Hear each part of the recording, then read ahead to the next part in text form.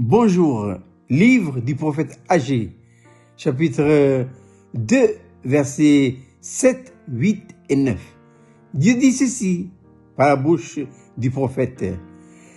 Je remplirai de gloire cette maison, dit l'Éternel des armées. L'argent est à moi et l'or est à moi, dit l'Éternel des armées. La gloire de cette dernière maison sera plus grande que celle de la première, dit l'Éternel des armées. Et c'est dans ce lieu que je donnerai la paix, dit l'Éternel des armées.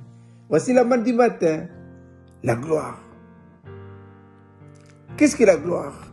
La gloire, c'est l'expression de la nature de Dieu, c'est-à-dire son caractère et sa mentalité.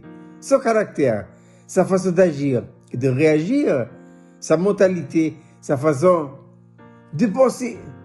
L'apôtre Pierre dira ceci: Dieu nous a fait en Christ participants de sa nature et participants de sa gloire.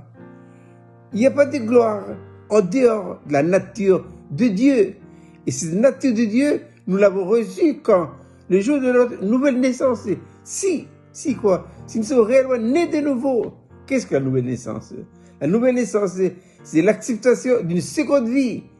C'est la vie de Dieu en Jésus-Christ, amené par le Saint-Esprit en nous. Et du coup, il amène quoi? Le Saint-Esprit, en amenant la vie, amène aussi la gloire. Voilà.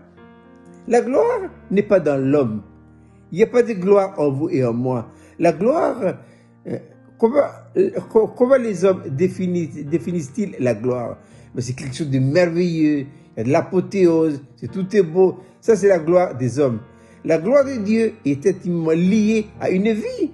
Quelle vie? La vie du Seigneur Jésus-Christ. Nous avons hérité de nos parents une vie. Ce qu'on appelle la vie naturelle. Il n'y a pas de gloire dans cette vie-là. Oh, cette vie-là, elle peut faire des prouesses, elle peut faire de grandes choses, de bonnes choses, des choses sublimes. Mais c'est pas ça la gloire. Pour l'homme, la gloire, c'est ce qui frappe les yeux. Pour Dieu, la gloire est en Christ. Voilà. Donc, pour que cette gloire puisse se manifester en vous et en moi, qu'est-ce qu'il faut faire? D'une part, il faut naître de nouveau, et ensuite, c'est pas tout. Le pas suivant à faire, c'est de laisser la vie de Dieu devenir notre vie, de telle manière à ce que cette vie, la vie nouvelle en Christ, puisse manifester la gloire de l'Éternel. Et je dois dire ceci ce matin, c'est que la gloire n'est jamais au début, c'est toujours à la fin.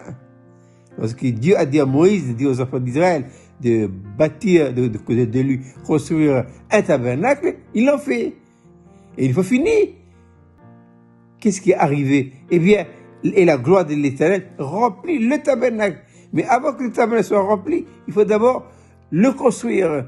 Et ce qui fut vrai sur le plan matériel, est également vrai sur le plan spirituel. Il n'y a rien de bon en vous et en moi. Parce que nous sommes nés de nouveau, le Saint-Esprit a introduit la vie de Dieu en nous. Et lorsque cette vie glorieuse entre en nous, qu'est-ce qu'elle a trouvé?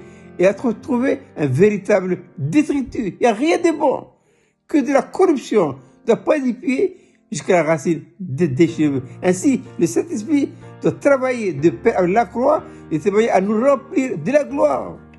C'est pourquoi c'est la croix qui ouvre des voies royales et c'est le Saint-Esprit qui vient derrière pour nous remplir de la gloire de Dieu. Qu'est-ce que la croix? La croix, c'est un principe de vie qui donne à Dieu tous les dons absolus et la possibilité de vivre sa vie en nous. Laissez Dieu